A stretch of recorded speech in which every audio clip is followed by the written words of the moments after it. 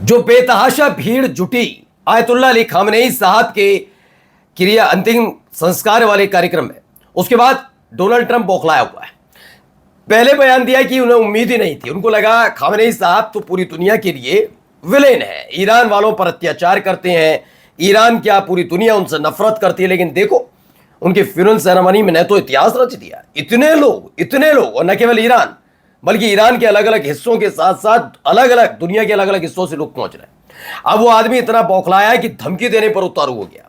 उसने कहा कि भाई न केवल टॉप लीडरशिप बल्कि टॉप कमांडर भी इस समय आयतुल्ला अली खामनेई साहब के इस अंतिम संस्कार का जो पूरी परंपरा चल रही है उसमें है, अभी एक बम मारूंगा सब खत्म हो जाएंगे। लेकिन उनकी चिंता बाद में करते। एक बड़ा घटनाक्रम घटा, अमेरिका का एक जेट गिरा, उसमें सवार पायलट 4 पायलट हलाक हो गए। खबर कहां से निकली वो दिखाऊंगा कि आयतुल्ला अली खामनेई साहब के इस पूरे अंतिम संस्कार कार्यक्रम में जो लोग शिरकत करने आए उन पर खतरा मंडरा रहा है या फिर ईरान ने कुछ अलग तैयारी कर रखी है, वो भी देखिए। और नेतन्याहू का बयान है कि पूरी दुनिया उसके खिलाफ खड़ी हो जाए लेकिन भारत उसके साथ खड़ा रहेगा। ऐसे वक्त में जब यूएन ने, संयुक्त राष्ट्र ने नेतन्याहू को, इजराइल को यौन आरोपी और बच्चों का कातिल करार दिया है। खबर क्या है पूरी मैं दिखाने जा रहा हूं। नमस्कार, मैं हूं प्राज्वल गौतम और आप देख रहे हैं टाइम्स एक्सप्रेस। पहले ये खबर निकल कर आई, एक बड़ी खबर है। खुद अमेरिकन मिलिट्री ने माना है, the US military announce today the death of 4 pilots following an emergency landing on an aircraft career.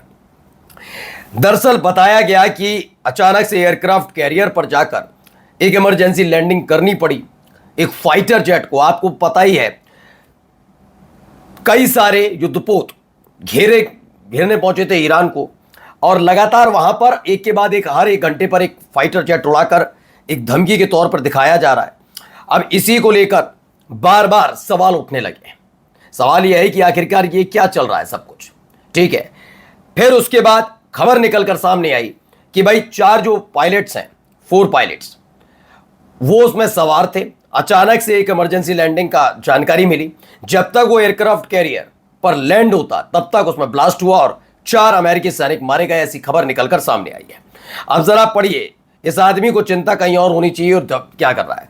वे सभी वही हैं, एक ही बार में हम उन सभी को खत्म कर सकते हैं, लेकिन हम ऐसा नहीं करने जा रहे क्योंकि फिर हमारे पास बातचीत करने के लिए कोई नहीं बचेगा। वे समझौता करने की भीख मांग रहे हैं, डोनाल्ड ट्रंप का ये कहना है। डोनाल्ड ट्रंप ने कहा कि भाई वो समझौता करने की भीख मांग रहे हैं हमसे। कौन? ईरान, जबकि ईरान की तरफ से पहले ही क्लियर किया ऐसा नहीं, ऊपर से वो धमकी देने पर उतारू हो गए। खामनेई साहब के अंतिम संस्कार वाले कार्यक्रम में एक जगह टॉप लीडरशिप, टॉप कमांडर्स मौजूद है। अभी चाहूं तो पूरी तरीके से खत्म कर दूं, ये कह रहे हैं। क्या है? अमेरिकी राष्ट्रपति डोनाल्ड ट्रंप ने कहा कि उन्हें यह देखकर हैरानी हुई कि ईरान के पूर्व सर्वोच्च नेता अली खामनेई के अंतिम संस्कार में बड़ी संख्या में ईरानी शोक मना रहे थे। एक साक्षात्कार में ट्रंप ने कहा कि उन्हें उम्मीद थी कि खामनेई को लेकर ईरानी जनता की भावना कुछ अलग होगी। मैंने कहा ना आपसे। इंडियन एक्सप्रेस की रिपोर्ट के मुताबिक ट्रंप ने आगे कहा कि वे सभी वही हैं, एक ही बार में हम उन सबको खत्म कर सकते हैं, लेकिन हम ऐसा नहीं करने जा रहे क्योंकि हमारे पास बातचीत करने के लिए कोई नहीं बचेगा। वे समझौता करने की भीख मांग रहे हैं, कहता हुआ नजर आया। लेकिन क्या इतना आसान हो जाएगा? जरा पहले ये वीडियो देखते चलिए। इसमें एक आपको छत पर खड़ा हुआ स्नाइपर नजर आएगा जो लगातार नजर बनाए हुए है, हाथ में बंदूक है और नीचे भीड़ इकट्ठा, लगातार आना जाना लोगों को लगा हुआ है। लोग वहां पर जा रहे हैं जहां पर पार्थिव शरीर खामनेई साहब का रखा गया है। और ऐसा एक स्नाइपर नहीं, अलग अलग स्नाइपर यहां पर मौजूद हैं। हर एक की गतिविधि पर नजर रखी जा रही है, यानी परिंदा भी पर ना मार पाए, कुछ ऐसे हालात वहां पर बनाए जा रहे हैं। अब एक और वीडियो देखिए।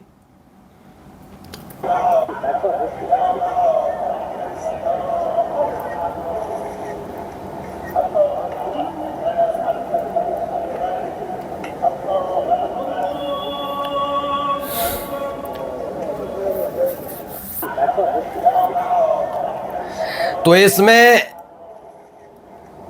जो दावा है वो ये है कि बताया जा रहा है कि आईआरजीसी के commander Ahmad Vahidi Ayatollah Khamenei के जनाजे में शरीक हुए।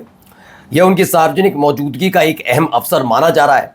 अमूमन आईआरजीसी के बड़े कमांडर इस तरह की चीज़ों से थोड़ा दूर रहते हैं, लेकिन चूंकि मसला सुप्रीम लीडर से जुड़ा है, आयतुल्ला अली खामनेई साहब से जुड़ा है, वो व्यक्ति जिनकी वजह से 1979 के बाद चीज़ें वहाँ पर बदली। 79 इसलिए जिक्र कर रहा हूँ क्योंकि उससे पहले जिस तरीके से रजा पहलवी का शासनकाल था, वो अमेरिका की कब्जे वाला देश बन गया था ईरान। वहाँ से तेल, वहाँ से गैस मनमर्जी तरीके से निकाली जाती। वो बात अलग है कि ईरान के लिए कहा जाता है कि उस समय जो एक धार्मिक मान्यताएं होती हैं उसको तवज्जो न देकर पश्चिमी सभ्यता की तरफ मुड़ गया था ईरान। वहाँ बेशुमार तक जो रजा पहलवी के साथ के लोग हैं, वहाँ ये तक कहा जाता कि अय्याशियाँ होती थी, बहुत सारी चीज़ें हैं। तो ये सब काम होते थे। ये 1979 में ही चीज़ें बदलती नजर आई और आयतुल्लाह अली खामेनी साहब ने उसे लगातार बरकरार रखा। ईरान की मजबूती के पीछे एक चेहरा आयतुल्लाह अली खामेनी साहब का है भी। IRGC का यहाँ तक पहुँचना कि आप अमेरिका जैसे देश को घुटने के बल लाओ, ये आयतुल्लाह अली खामेनी साहब की सोच की वजह से ही संभव हो पाया। तो ये सारी चीज़ें हैं। अब ऐसे में आखिरी अलविदा, आखिरी सलाम कहने के लिए आयतुल्लाह अली खामेनी साहब के जनाजे में शरीक हुए कमांडर अहमद वाहिदी। वहीं दूसरी तरफ जरा ये देखिए क्या कह रहे हैं बेंजामिन नेतन्याहू। बेंजामिन नेतन्याहू का एक बयान आया और ये बयान बहुत ज़रूरी हो जाता है। यूएस को नेतन्याहू की दो टूक। क्या कहा? किस भ्रम में हो भारत जैसा देश हमारे साथ। क्या नेतन्याहू के साथ वाकई भारतीय हैं? वो छोड़ दीजिए, मैं उन लोगों की बात नहीं कर रहा जो दिन रात सिर्फ मुसलमान होने की वजह से ही लोगों की आलोचना करते हैं, मैं उनकी बात नहीं कर रहा, लेकिन वाकई है। इजराइल के प्रधानमंत्री बेंजामिन नेतन्याहू ने अमेरिकी उपराष्ट्रपति जेडी वेंस के इस दावे को खारिज किया कि वॉशिंगटन इजराइल का एकमात्र ताकतवर सहयोगी है। उन्होंने फॉक्स न्यूज से कहा कि इजराइल अमेरिका के अलावा भारत सहित अन्य सहयोगियों के समर्थन पर भी निर्भर है। ये बयान लेबनान में इजराइल के सैन्य अभियानों और ईरान के साथ अमेरिका की मध्यस्थता वाले शांति समझौते को लेकर दो सहयोगियों के बीच बढ़ते तनाव के बीच आया है। इजराइल के प्रधानमंत्री बेंजामिन नेतन्याहू ने रविवार को भारत से मिल रहे समर्थन का जिक्र करते हुए अमेरिकी उपराष्ट्रपति जेडी वेंस के उस बयान का जवाब दिया है जिसमें वेंस ने कहा था कि अमेरिका ही इजराइल का एकमात्र ताकतवर सहयोगी है। नेतन्याहू ने फॉक्स न्यूज संडे ब्रीफिंग में कहा कि इजराइल को कई देशों का समर्थन हासिल है, जिसमें भारत जैसा एक छोटा देश, ये शब्द इस्तेमाल किया उसने, भारत जैसा एक छोटा देश भी शामिल है, जैसे वो बहुत बड़ा देश है इजराइल। तो नेतन्याहू ने कहा हमारे पास हमारे कुछ और दोस्त भी हैं, जैसे भारत जैसा एक छोटा देश, आप जानते हैं वहाँ 1.4 अरब लोग हैं और सच कहूँ तो हमें वहाँ से ज़बरदस्त समर्थन मिलता है। अब आप अंदाज़ा लगाइए कि क्या हो रहा है, ठीक है ना, कि ये आदमी कैसी और कैसे वक्त में कहता है जब यूएन ने इस देश को, इजराइल को यौन अपराधी, वो छोटे छोटे बच्चों की टारगेट किलिंग का आरोपी माना है। और माना है किसने? पढ़ी नाम, chair of the commission of inquiry of the occupied Palestine territory, ये बोर्ड लगा हुआ है, नाम है एस मुरलीधर। एस मुरलीधर, अब आप ये तो कहेंगे नहीं कि ये रशियन हो सकते हैं, ये चाइनीज़ हो सकते हैं, ये ईरानी हो सकते हैं, है तो हिंदुस्तानी।